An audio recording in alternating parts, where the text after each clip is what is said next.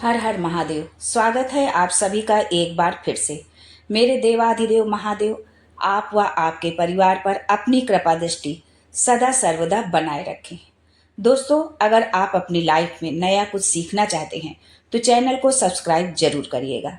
सबसे पहले नाग पंचमी पर आप सभी को उसकी हार्दिक शुभकामनाएं।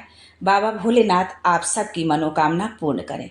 दोस्तों, हिंदू कैलेंडर में सावन का महीना भगवान शिव को समर्पित माना गया है और यही वजह है कि भगवान शिव ही इस महीने के अधिष्ठाता देव हैं। इस मास में भगवान भोलेनाथ अपने परिवार के साथ पृथ्वी पर आते हैं और यहीं से ब्रह्मांड का संचालन करते हैं। दोस्तों, ये तो आप सभी जानते होंगे कि भगवान शिव के परिवार में भगवान शिव, माता पार्वती, पुत्र गणेश और कार्तिकेय हैं। लेकिन क्या आपको पता है कि उनकी 5 और बेटियां भी थीं। सावन मास में उन 5 पुत्रियों के साथ भगवान भोलेनाथ का यदि आप जलाभिषेक करते हैं तो भगवान भोलेनाथ अतिशीघ्र प्रसन्न होकर हमें मनोवांछित वरदान देते हैं। दोस्तों, ये जलाभिषेक आप सावन के किसी भी दिन कर सकते हैं या आपके पास समय है तो आप हर दिन कर सकते हैं। लेकिन यदि आप इस जलाभिषेक को नाग पंचमी के दिन करते हैं तो इसका विशेष फल आपको प्राप्त होता है, या आप जिस कामना को लेकर के ये आप जलाभिषेक कर रहे हैं वो कामना आपकी पूरी होती है। दोस्तों, भगवान भोलेनाथ की 5 पुत्रियों का रहस्य, जिनसे माता पार्वती भी थी अनजान, सावन मास में कैसे करें उनकी पूजा, ये सब जानने के लिए वीडियो में अंत तक बने रहिएगा और वीडियो को बिल्कुल भी स्किप करके नहीं देखना है आपको। नहीं तो यदि एक भी बात, एक भी जानकारी यदि आपसे छूट गई तो आपको उसका पूरा लाभ नहीं मिलेगा। आगे बढ़ने से पहले आपसे रिक्वेस्ट करती हूँ कि वीडियो को लाइक करिएगा, दोस्तों को शेयर कर दीजिएगा और अगर आपने अभी तक चैनल को सब्सक्राइब नहीं किया है तो चैनल को सब्सक्राइब करके बेल आइकन जरूर दबाइएगा। दोस्तों, भगवान शिव के पुत्र गणेश और कार्तिकेय के बारे में तो सभी जानते हैं, पर उनकी 5 पुत्रियों के बारे में बहुत कम लोग ही जानते हैं। दोस्तों, भगवान शिव जब नीलकंठ पर पहुंचे, आज भोलेनाथ गंगा में स्नान करने के लिए गए, उनके तप साधना के बल से जो है शरीर से उनके पसीना बह निकला। पसीने की 5 धार बन गई भगवान शंकर की। उन पसीने की 5 धाराओं में से भगवान शंकर की 5 पुत्रियों ने जन्म लिया, जिनके नाम थे जया, विशरा, सामली बारी, दोतली और देव। ये शंकर जी की 5 बेटियां जो गंगा जी के जल में प्रकट हुई थीं। शिव जी की ये 5 पुत्रियां शिव जी के साथ ही रहती हैं, पर कहाँ, ये भी हम आगे के वीडियो में जानते हैं। दोस्तों, शिवलिंग के ऊपर जो जलाधारी होती है, उस जलाधारी में से जो बूंद बूंद पानी गिरता है, उस जलाधारी में 5 बेटियों का स्थान होता है। आपने अधिकतर जो है भोलेनाथ के मंदिर में आपने देखा होगा कि शिवलिंग के ऊपर एक जो है पात्र 3 उसमें जो है रखा होता है, चाहे वो मिट्टी का हो चाहे किसी धातु का हो, और उससे बूंद बूंद कर जो पानी गिरता रहता है, उसी में जो है भगवान शंकर की इन 5 बेटियों का स्थान होता है। भोलेनाथ उन 5 पुत्रियों को गणेश, कार्तिकेय की तरह ही प्रेम करते थे और उनके साथ समय बिताना चाहते थे। भोलेनाथ को जैसे ही समय मिलता रोज शाम को गंगा जी पर चले जाते।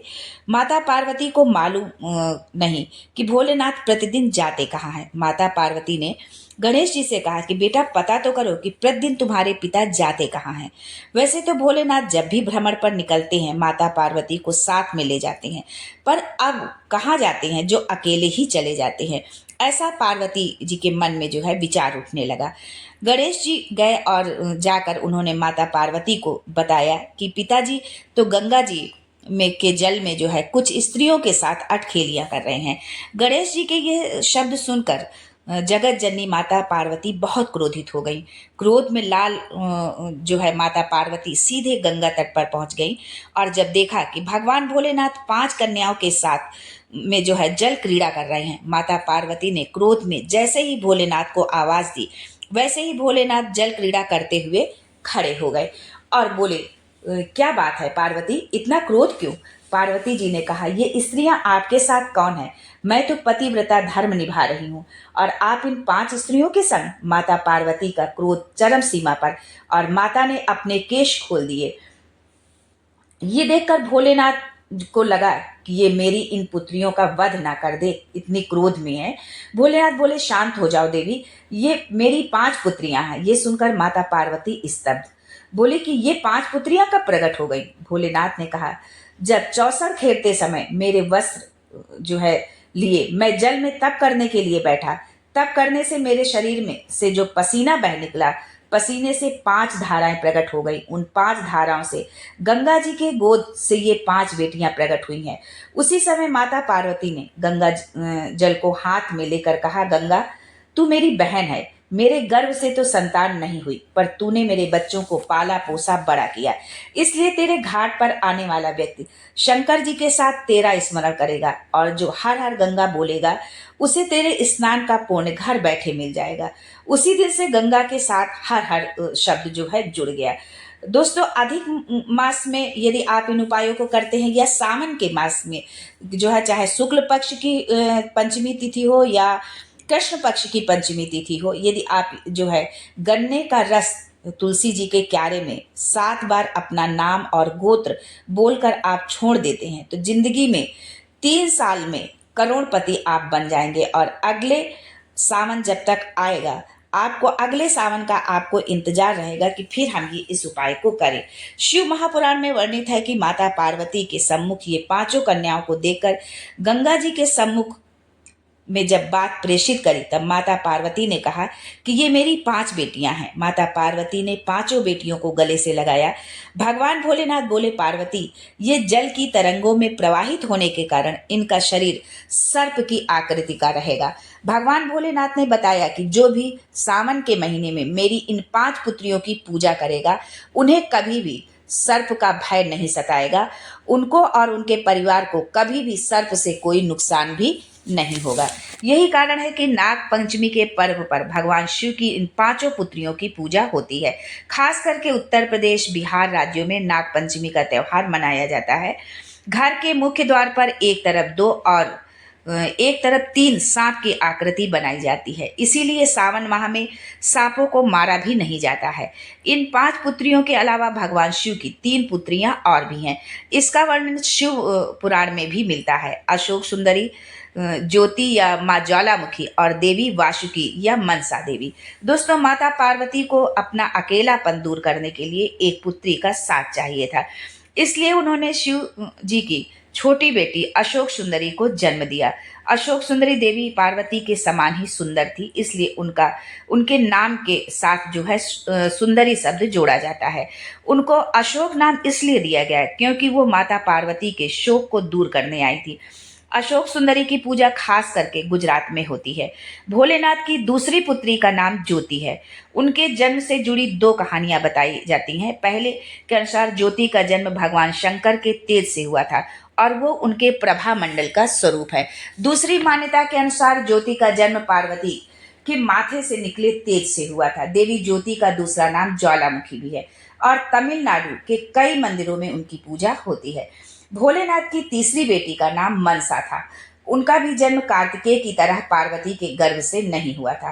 पुराणों के अनुसार मनसा का जन्म तब हुआ जब भगवान शिव का वीर कद्रु सर्पों की जो माँ थी उनकी प्रतिमा को जब छू गया, स्पर्श हो गया, इसलिए मनसा को भगवान शिव की मानस पुत्री कहा जाता है।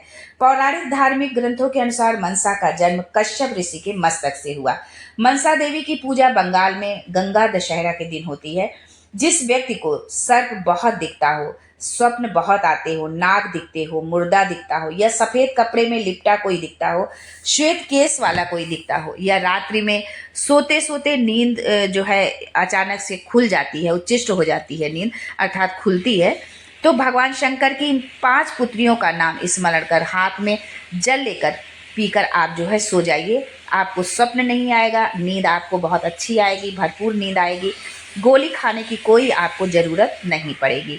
यदि आप नींद के लिए गोली का यदि आप उपयोग करते हैं, गोली का सेवन करते हैं, तो आप इस उपाय को जरूर करें।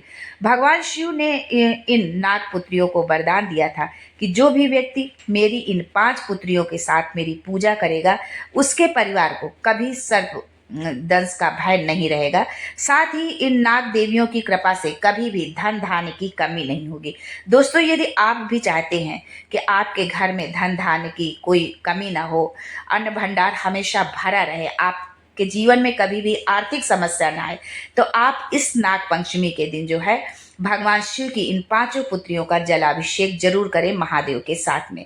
सावन महीने की शुक्ल पक्ष की पंचमी दिन जो इन नाग कन्याओं की पूजा करेगा, उसे मेरी कृपा से अति शीघ्र उसकी मनोकामना पूरी होगी, या जो भी उसकी कामना होगी वो कामना उसकी अति शीघ्र पूरी होगी। दोस्तों, अब आगे जानते हैं कि भगवान भोलेनाथ की कृपा पाने के लिए उनकी 5 पुत्रियों की पूजा हमें किस प्रकार करनी चाहिए।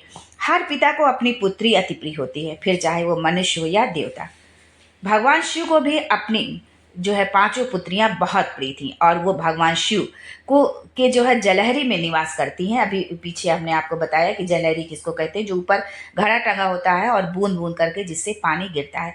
जब आप शिवलिंग की पूजा अर्चना करते हैं तो उसके साथ उनके पूरे परिवार की पूजा अर्चना होती है, क्योंकि शिवलिंग में ही पूरा परिवार होता है।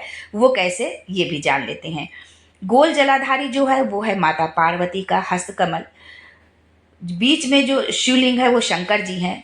जहाँ से पानी गिरता है उसके दाहिने भाग में गणेश जी और बाएं भाग में कार्तिकेय जी का स्थान होता है। बीच में जहाँ पानी जाता है, जहाँ एक मोटी सी लाइन होती है और कहीं कहीं पर सांप की आकृति की भी लाइन बनी होती है, वो शंकर भगवान की सबसे छोटी पुत्री अशोक सुंदरी का स्थान होता है। ऊपर से बूंद बूंद जो पानी शिवलिंग पर गिर रहा है वह शंकर जी की 5 नाग कन्याओं का। इस तरह भगवान शिव के 13 संतान हैं। शिवलिंग के ऊपर जो जल का पात्र होता है उसमें आप गंगा जल, गाय का कच्चा दूध, सफेद पुष्प, अक्षत और कुछ मीठा मिश्री आदि डालकर जल अर्पित करते हैं, तो ये 5 शिवपुत्रियां प्रसन्न होती हैं। पुत्रियों के प्रसन्न होने से भोलेनाथ अति शीघ्र प्रसन्न होते हैं और आपकी सभी मनोकामना शीघ्र पूर्ण करते हैं। इसलिए शिव जी पर जल अर्पित करें, उनकी पूजा अर्चना करें, पर साथ ही उनकी 5 पुत्रियों को भी आप बिल्कुल ना भूलें। यदि आप ऐसा करते हैं तो विषम से विषम परिस्थिति से आप बाहर आ जाएंगे। जीवन आपका खुशहाल हो जाएगा। आपको जीवन में कभी भी किसी भी तरह की कोई समस्या नहीं होगी। दोस्तों, यदि आप सावन माह में इस प्रकार पूजा करते हैं और यदि आप नाग पंचमी के दिन आप भगवान शिव की इन 5 पुत्रियों की, नाग कन्याओं की आप पूजा करते हैं, तो आप अपने जीवन के प्रत्येक क्षेत्र में सफल होंगे। आज के लिए बस इतना ही। दोस्तों, मिलते हैं अगले वीडियो में एक नई जानकारी के साथ। तब तक के लिए Har Har Mahadev and thanks for watching my video.